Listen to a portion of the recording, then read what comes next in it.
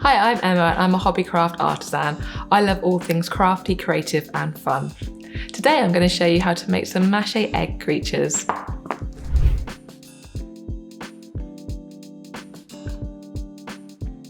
If you like this video, don't forget to subscribe to the Hobbycraft channel by clicking the bell icon to be notified of future videos.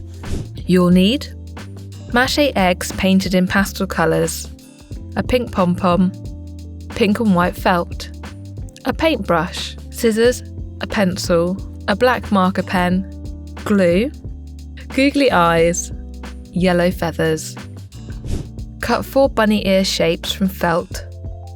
Cut 2 smaller inner bunny ear shapes from white felt and glue onto the pink ear shapes. Once dry, position and glue the bunny ears to the Mache egg shape. Position and glue 2 googly eyes and a pom-pom nose onto the face of the bunny. Use a black Sharpie fineliner to draw on whiskers. Then to make the chick.